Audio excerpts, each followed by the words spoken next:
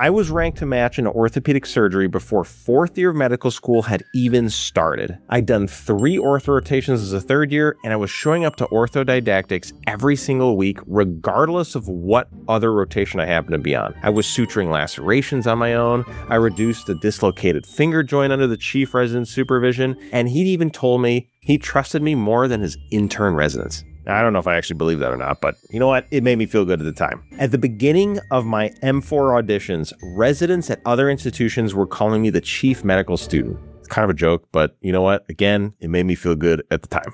The match was effectively done before I'd submitted a single application. And then I withdrew the applications and walked away from medicine entirely. So in this video, I'm going to tell you what I'd do differently if I were a pre-med or medical student still trying to figure out what specialty I want to go into right now. I'm Dr. Lucas. I'm a DO, former medical school professor, and a full-time COMLEX and USMLE tutor with thousands of tutoring hours and students at dozens of DO and MD programs across the country. I also do residency advising for 4th-year applicants, and most of what I'm about to walk you through is the framework that I wish someone had given me for residency back when I was in M1, M2, or even as a pre-med, honestly. In a perfect world, you'd have done a ton of shadowing before med school even started. Maybe you visited the specialties that interested you at sites that train residents specifically, and you stayed long enough to see what a resident's full day actually looks like. Then in med school, you keep an open mind anyway and treat every rotation as if it's the specialty you'll match into, because if you walk in already convinced you hate something, you don't get the real experience. That was my experience when I was so convinced I was going to do orthopedics for the rest of my life. I was like, nah, family medicine, who cares, right? It's actually not that bad, honestly. Most pre-meds don't come in with that kind of background though. So the meat grinder just does what it does. The summer between M1 and M2 is the one real window where you can shadow or pick up some research. But during the school year, there's basically no time. And who wants to be shadowing and doing research over your only summer anyway?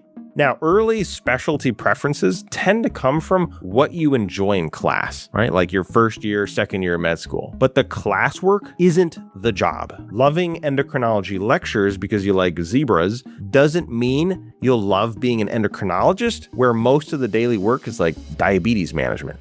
So it's important to get as much of that real world experience as soon as possible. Here's what I mean when I say you don't know what the work feels like in M1. I'm gonna use myself as an example. Back in M1, I knew that ortho looked like a good bro specialty with tons of procedural work. You know, I just love working with your hands. It's something to do. It's fun. Lots of bench pressing, locker room talk. It was great. The reading I did made it look like kind of like a craftsman's specialty. And the shadowing I did was a few hours in clinic plus a couple of OR cases. You know, it looked exciting. It looked pretty fun. But by the end of 3 ortho rotations with residents, as a 3rd-year medical student, I had a completely different picture. I knew what the days actually looked like. I knew what the patient population was actually like. I knew what the 5 a.m. to 8 p.m. rhythm of the service felt like week after week. I knew which parts of the work I genuinely loved and which parts I was just, hanging in there for, just tolerating. It was like the little kitty hanging on that, hang in there motivational poster. That was me. The version of me at the end of M3 had 1,000 times more information than the version of me at M1. And that's the structural problem with picking early. You're picking with the M1 information, which means you're signing up for a career based on the smallest, least accurate data set you'll ever have. The 5 questions I'm about to walk you through are designed to slow that down a little bit and hopefully help make you think about this a little more thoroughly. Hopefully more thoroughly than how I thought about it. Question 1, what does the lifestyle actually look like 10 years in and not just the version that gets sold to you on day 1? Let me give you a concrete example of why this question matters.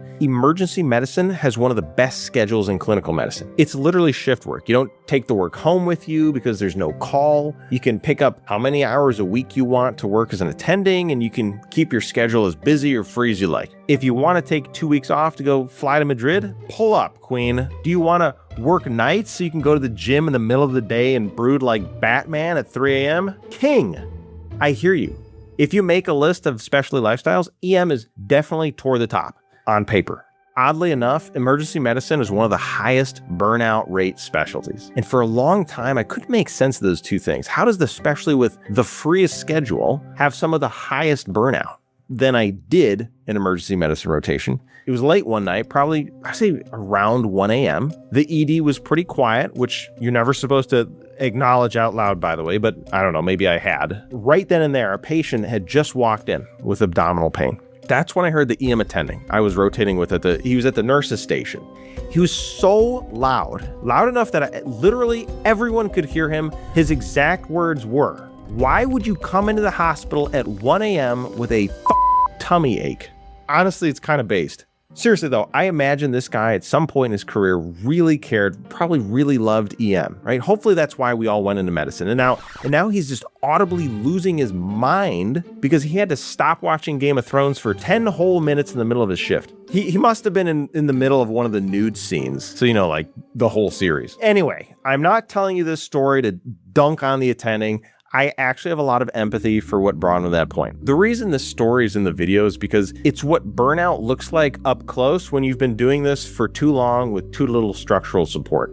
For that attending, the job was the problem. The patients were the problem. And what really got him was the accumulation of seeing people at their absolute worst every shift for 10 years. So when somebody tells you ER has a great lifestyle, honestly, they're not lying. But the other question that really matters is, what does the work feel like at year 10? You don't know that from a syllabus or from a Medfluencer's day in the life video, and you don't even really know that from one rotation. You know it from several rotations and from talking to attendings who are several years in and asking them honestly, how's it going?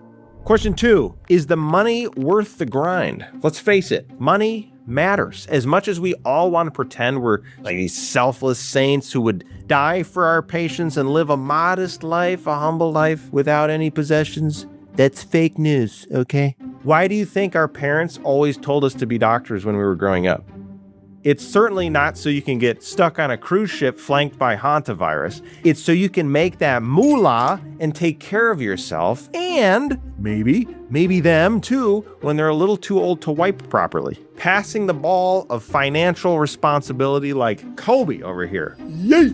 You're up, loser. Get your ass to med school and make daddy proud so he can gloat about how strong his genetic pool is to all his country club friends. Gosh, it's just too real. Look, most students go into medicine at least partly for the money, so this question deserves an honest conversation. Every specialty has a trade-off stack. The longer the training, the higher the salary, generally. The more procedural the work, the heavier the trade-off, right? And the more money you make. Take surgery, for example. You get the procedures, but it takes years out of your 20s, 30s, and you're going to be deep in residency while your friends are getting into astronomical amounts of debt buying houses, Porsches, and getting cholera in Bali. And trust me when I say that you haven't lived until you've gotten cholera in Bali. Check out cardiology. It comes with a high prestige and compensation career, but it also asks for multiple fellowship training years on top of an internal medicine residency. We're talking 6 years or more to become a cardiologist after graduating med school. But you'll be a big baller flying first class to go claim your Bali cholera once it's all over and you're 40 years young. On the other hand, pediatrics is 3 years after med school, but the compensation is on the lower end of physician salaries. Can I get an amen for taking advantage of our pediatricians out there? God bless. I'm not saying you're going to be on food stamps, but you're still going to feel gross looking at the food prices in grocery stores. There's no specialty that's a free win across the board. Every choice has a price tag. So the honest version of this question is, am I willing to pay this specific price for this specific specialty for the rest of my career? Not just for residency, for all of it. Question 3, will the patient population actually fit you? Money isn't the only price tag. The patients you spend your career with are their own kind of trade. Different specialties give you systematically different patient populations, and you're going to spend the rest of your life with that population. Think about pediatricians. They spend their lives with children, and that brings everything that comes with it. The joy, the family dynamics, the heartbreak of pediatric oncology, child abuse, and the parents who've already ChatGPT'd the answer before they walked in. How about geriatricians? Different deal entirely. It's elderly patients, almost exclusively, which means a different rhythm, different conversations, and a different form of suffering. ER physicians are going to get everybody, whoever walks in the door at 3 a.m. And then OB-GYN sits at the intersection of women's health and reproductive medicine, which is beautiful in its own ways and brutal in others. Some physicians get genuine fuel from their patient population, and others are going to get drained by it. And honestly, both can be true for the same specialty. Kind of depends on your preferences, how deep into the specialty you are, and what's going on in your personal life, honestly.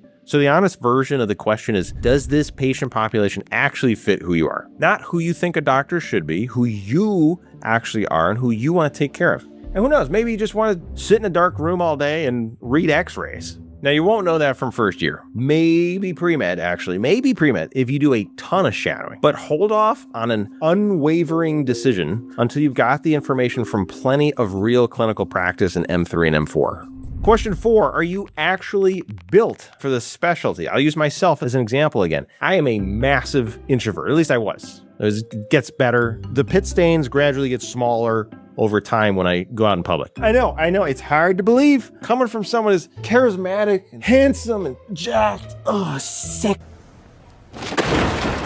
Really, I almost didn't go to med school because it was so bad. In undergrad, I asked my advisor what I could do in healthcare to help people that didn't involve a lot of patient interaction. And he told me that I could be a mortician. And it's that conversation that made me buckle up and apply to med school. I was not going to be a mortician for the rest of my life. But the introversion didn't go anywhere. I had really bad anxiety in med school. I still do a little bit again, but the pit stains, they get smaller over time. Yeah, first year and second year, I was sweating through my dress shirt and my white coat, every OSCE we had, every OPP practical we had, supernatural IBS attacks the morning of, couldn't eat until after the practicals were done. And by the end of M2, I had finally adjusted, and then third year started. And the same anxiety came right back for every new patient encounter with real patients this time. But it didn't last nearly as long that time, and it wasn't as bad. I still felt it, but it wasn't as bad. Now, if I'd asked myself this question honestly back in M1, I think a procedural heavy specialty with constant new patient interaction every shift might not have been the best fit for me. It wasn't bad, honestly. Again, these patients are sleeping a lot of the time, but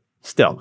Ortho has a high patient volume, lots of conversations, lots of new faces every day, but I made it work. I sweated it out, doing all kinds of stuff that made me uncomfortable, and I performed. Like I said, chief medical student, and I actually grew to really like it. My favorite part of the job at the end was just clinic, talking to patients. But the cost of performing for someone with my temperament was a little higher than what it probably would have been for someone who was just a little more naturally extroverted. If I'd known to just be a little more honest with myself and ask myself this question, right, do I fit this specialty? I might have ended up in radiology, right? I liked reading x-rays. It was cool. I also like sitting in dark rooms and being unable to talk to women. Hello, princess. Knowing yourself accurately matters more than picking based on the version of yourself you wish you were. Although, like I said, like me, you can definitely make it work with enough exposure therapy. And honestly, I'm really glad I did go to med school and put myself in these uncomfortable situations. I've definitely grown tremendously as a person and just so much less introverted ever since then. Still suck at talking to women though. Question 5. This is the protective question, the one that catches the M1 mistake before it becomes the M4 mistake, like me.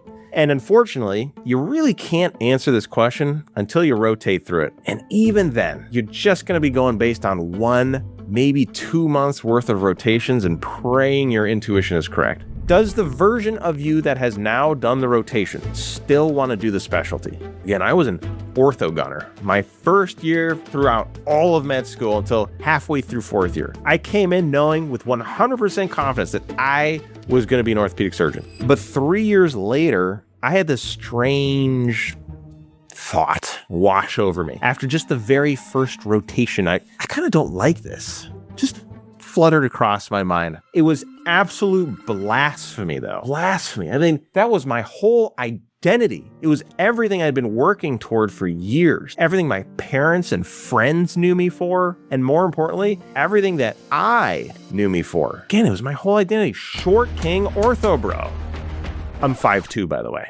And with every passing rotation, the feeling grew a little stronger, but it was complicated. I loved the smaller ER or office procedures. I liked making prostate exam jokes to the ortho patients in clinic, and I genuinely loved working with the residents and my co-med students, the bros. But now the M3 version of me had information that the M1 version just didn't have, and it was so hard to let myself feel any differently about this long-standing belief that I had about myself, that everybody had about me now too at this point. The information was about how I felt at the end of a long shift, how I felt about another half decade of training, how my anxiety arc had played out, and what I actually wanted my 30s to look like. And the honest answer was that I needed to make a different decision than the one the pre-med and the M1 and M2 version made. So, very painfully, and after 8 ortho rotations, I finally listened to the little voice in my head who was defying my identity. And I wrote my withdrawal emails and just walked away. I'm not telling you to walk away from medicine. That was my answer. Yours is going to be different. I hope yours is different. The point is, just keep an open mind and let the M3 or M4 version of yourself answer that question, not the M1 or M2 version. Because preclinical you is trying to make a lifelong decision with next to no information at all.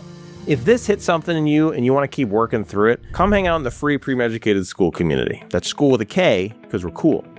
Also with a K. Inside, you'll find weekly office hours where current students, residents, and physicians from a range of specialties talk through board-style questions. You'll also get DM access to me directly and a community of pre-med, DO, and MD students working through this in real time. In case you want to vent, maybe just looking for a second opinion. The best part is that it's totally free to join, and if you're an M4 specifically and you're looking at the match cycle and you want help on application strategy, audition prep, rank lists, mock interviews, we offer one-on-one residency advising and COMLEX and USMLE prep. The link to book your free consult for those are also in the description. If there's one thing I want you to take away from this video, it's that you're not behind for not knowing your specialty in M1. The students who say they've known since pre-med aren't ahead of you. They're just earlier in the process of finding out whether their M1 belief actually survives an M3 rotation. Some of them will, and many won't, like me. And that's normal as long as you actually listen to your gut before it's too late to explore other interests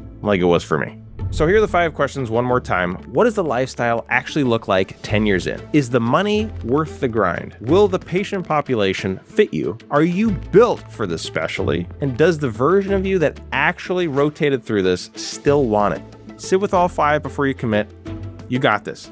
Now, I strongly suggest you go talk to somebody with 10 years on the job and ask them how it's going. Honestly. The freest schedule have some of the highest burnout. It's because the teleprompter not working. Teleprompter. Do you have a teleprompter that works? 5. Who wrote this script, man?